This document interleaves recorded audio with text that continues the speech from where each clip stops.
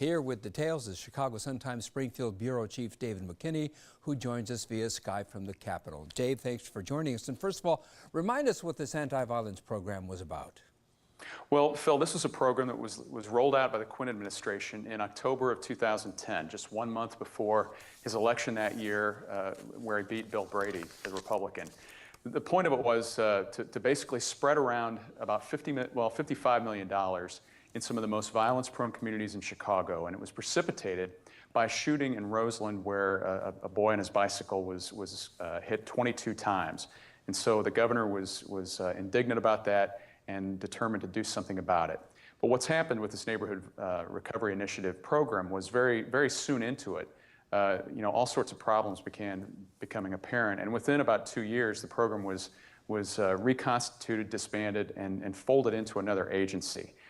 Problems like no oversight, money going to political, friends and supporters, and Republicans 4 years later now are having a heyday with this program.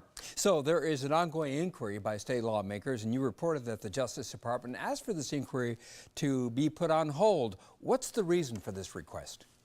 Well, basically, again, to avoid interfering with this criminal investigation. I mean, this committee that's set to hear testimony is called the Legislative Audit Commission, and it's really one of those government bodies that you hear very little about. But what's set up here is they've got the February audit of this program that Auditor General William Holland did, and they're poised to basically, pick apart this program and bring before the panel all the people who were responsible for rolling it out and implementing it.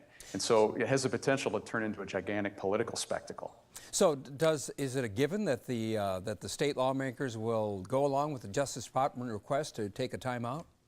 Well, certainly the Republicans today have been saying, hold on a minute, we don't, just because the federal government is asking for a delay here doesn't mean that the Audit Commission is bound to do it. What's a little unusual about this request from the Justice Department is that it's coming through, what essentially is that agency's lobbying arm.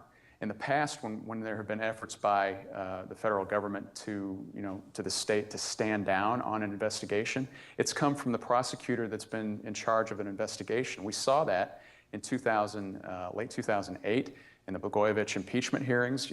Pat Fitzgerald asked the House impeachment panel to not subpoena a couple of witnesses from the Obama administration. And then we saw in 2006 where Fitzgerald again asked Attorney General Lisa Madigan to stand down on a hiring investigation because he feared that it could interfere with an investigation they were doing. So it's a little unusual it's coming out of the lobbying arm instead of from the prosecutor himself. Is the implication that since it's coming from the lobbying arm, that there is some political influence perhaps taking place in Washington to delay the inquiry?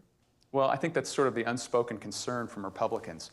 The Justice Department followed up today with a written letter spelling all of this out. But up until this point, the request was really a verbal request that had come in within the last couple of days. And again, that was a signal that a lot of Republicans were having a hard time understanding why a request of this magnitude wouldn't be put in paper and why it wouldn't be coming from the prosecutor. What's a little unknown about all this, Phil, is that we don't know how the Democrats on the Audit Commission are going to, how they intend to move forward here.